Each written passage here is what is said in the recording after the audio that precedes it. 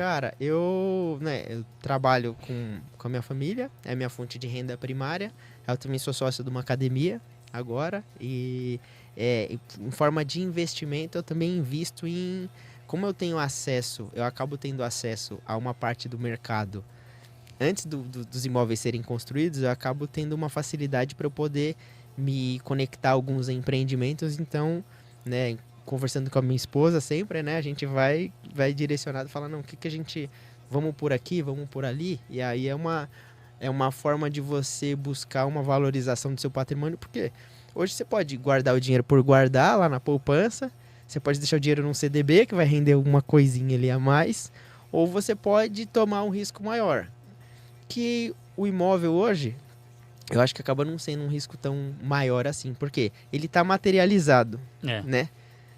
Bem ou mal, você não vai queimar o seu patrimônio, não corre risco dele sumir. Então, comprar um imóvel na planta, às vezes com acesso a algum cliente que a gente preste serviço, isso acaba tendo uma facilidade maior para quem está dentro do mercado. Então, você comprar um apartamento na planta, antes dele ser construído, participar da construção daquele empreendimento, e quando aquele apartamento for entregue, ele já vai ter uma valorização, e muitas vezes ela pode ser até superior à correção da inflação ao longo do tempo. Então você acabou ali tendo uma valorização do seu dinheiro sem precisar tomar muito risco, né? A importância de você se conhecer quando você vai tratar com dinheiro também eu sou uma pessoa avessa a riscos. Eu não sou uma pessoa que gosta de tomar riscos. Então eu sei que se eu tivesse com o que a gente constrói ao longo da vida, se a gente colocasse isso talvez em alguma ação, ou montasse uma carteira com um perfil um pouco mais agressivo, isso poderia desequilibrar as outras áreas da minha vida por conta da preocupação que isso ia me gerar. Então, você se conhecer também faz parte disso, né? Quando você vai entrar em algum banco, ou algum banco de investimentos, ou alguma corretora, a primeira coisa que eles fazem é mapear o seu perfil. Sim. Então, antes de alguém mapear o seu perfil, outra dica, mapeie o seu perfil antes que alguém vai te perguntar. Boa. Você mapeia o seu perfil, você sabe quem é você. Você fala, não, eu sou extremamente conservador. Cara, constrói uma casinha lá, aluga. E você não vai ter uma rentabilidade de alguém agressivo, mas você tá tomando um risco menor. Sim. E aí, né, na vida, igual a gente falou do medo no começo do podcast, né? O retorno é proporcional ao medo que você sente. Quando você sentir muito medo, a chance de você ter um retorno é grande. Sim. Quando você sentir pouco medo, se for muito conservador, o retorno é baixo. Então, você tem que se conhecer e saber balizar isso para não atrapalhar as outras áreas da sua vida, né? Que legal. Você falou de imóvel, eu lembrei já de algumas construtoras. E realmente o patrimônio mesmo... tem outras correntes que falam que é melhor você vender a casa, aplicar isso, que você vai receber mais em dividendos do que o aluguel. Mas o nosso país é peculiar, né? A gente tem uma instabilidade econômica muito grande, a gente tem intervenções do governo que pode até desvalorizar a moeda, mudar de moeda, né? Mas o bem lá tangível, mesmo que mude de moeda, imagine um pior cenário aqui no Brasil que mude de moeda. O bem está lá. Às vezes, se ainda tiver atrelado ao dólar, vai estar dolarizado o valor do imóvel. Aí você pode fazer o que você quiser, né, com aquele imóvel. Ele vai resistir ao teste do tempo, né? Vai.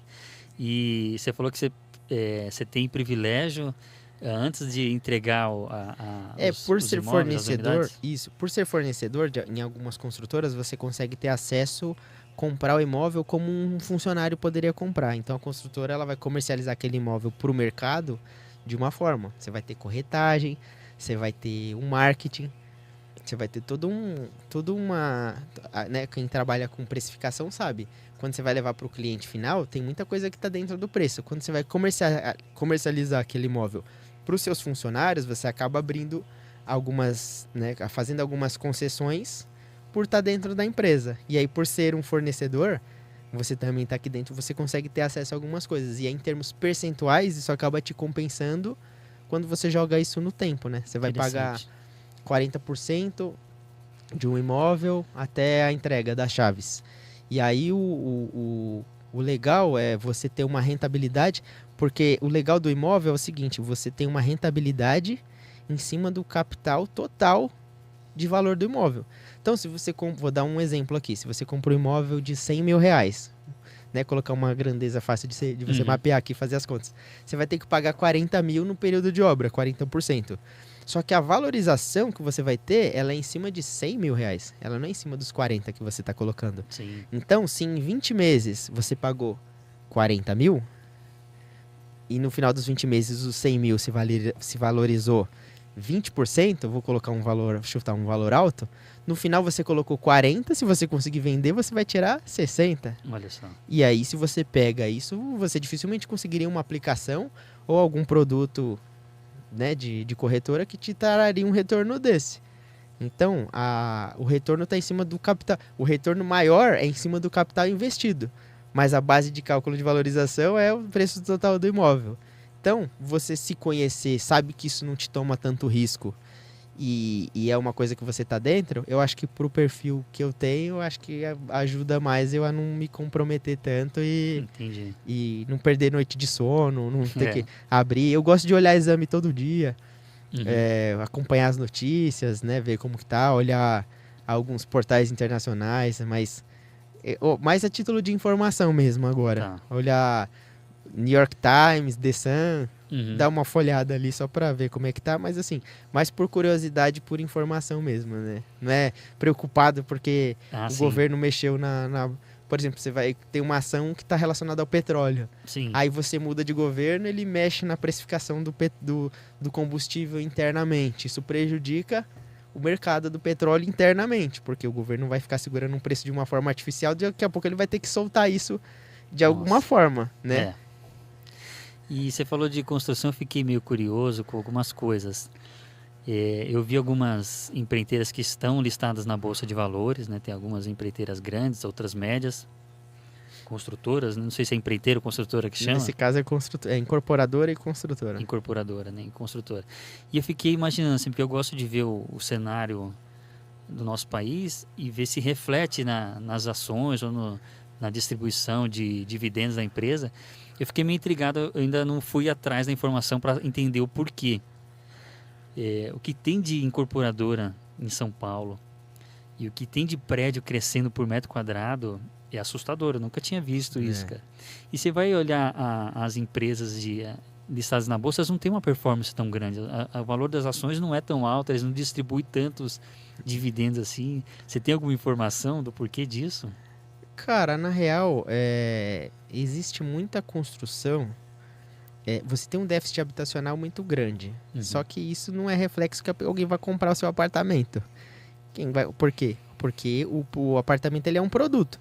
É igual se eu tiver um iPhone e se eu tiver um telefone um pouquinho mais em conta. Eu tenho um público pro iPhone, eu tenho um público pro outro. O apartamento é a mesma coisa. Não é porque eu tenho... vamos, né, fazer um paralelo aqui. Se eu tiver um déficit habitacional e um déficit de pessoas que não têm smartphone, e eu quero vender smartphone para todo mundo, eu não posso sair fabricando smartphone sem fazer um estudo de quem vai comprar aquele smartphone. Claro. O mais simples ou o mais sofisticado. O imóvel é a mesma coisa. Então, quando você tem esses ciclos de alta na construção civil, lança-se muito imóvel, muito empreendimento. Só que o que acontece no Brasil? O que aconteceu, né, há 8 anos, você acaba tendo um represamento ali e as construtoras acabam ficando com muito estoque. Aí elas queimam tudo aquilo, mas por quê? Porque o mercado ele precisa girar. Então, eles precisam construir por um tempo para eles poderem manter a operação deles e às vezes até crescer, dar algum resultado. E aí isso vai muito da política e do momento que cada empresa ali está passando. Agora, quando você fala sobre as empresas que estão listadas na bolsa, tem empresas que você vai comprar um imóvel, igual eu dei exemplo aqui para você agora. São ativos que são mais seguros. Você compra um imóvel de marca, é igual você comprar um telefone de marca. A chance dele quebrar é mínima. E você comprar um imóvel de uma empresa dessa, a chance de você não ter o seu imóvel entregue é mínima.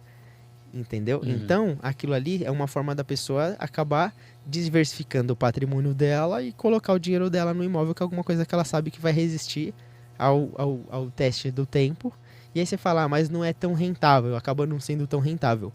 Hoje no Brasil, e principalmente aqui em São Paulo, você tem 2 mercados. Você tem o mercado da construção civil, mas você tem 2 mercados que eles andam agora em paralelo, mas que eles não sofrem tanto com as crises, porque quem sofre com as crises é a classe média. Sim. As pessoas que estão na faixa 1 ali do Minha Casa Minha Vida, elas vão ter o subsídio.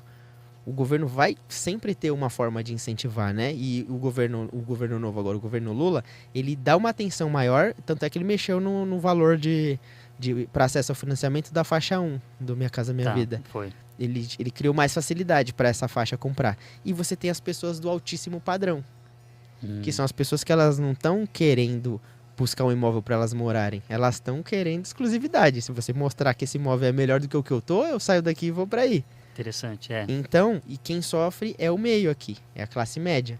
Então, esse tipo de produto é prejudicado. E as construtoras, elas vão permeando por aqui. E às vezes elas criam um braço para atender o segmento mais econômico, um braço para o altíssimo padrão, e elas vão tendo alguns produtos aqui. Mas como esse produto sofre mais, por conta da oscilação econômica, ele é o produto que acaba sendo mais, né, prejudicado, digamos assim, na ponta. Ou não vai ter lançamento, ou tem, o preço fica muito caro, e aí é o mais difícil de vender, é o mais difícil de viabilizar para a construtora. Então é muito disso. O mercado é muito volátil por conta do cenário econômico do país, né? Você vê que tudo que a gente falou, né, desde as crenças lá das pessoas não comprarem, fazerem compra do mês, tudo isso tem a ver com a economia do país, né? Sim. Como isso vai gerando uma insegurança nas pessoas, né? Legal. Obrigado mais uma vez, Marcão. Para você aí que tem algumas incorporadoras na carteira, espero que esse comentário tenha te ajudado em alguma tomada de decisão, né? Que é o que a gente fala aqui, não sai comprando porque está todo mundo comprando e nem sai vendendo porque está todo mundo vendendo. Busque informação, busque conhecimento para te ajudar na tomada de decisão aí, até se você vê algum potencial nas incorporadoras.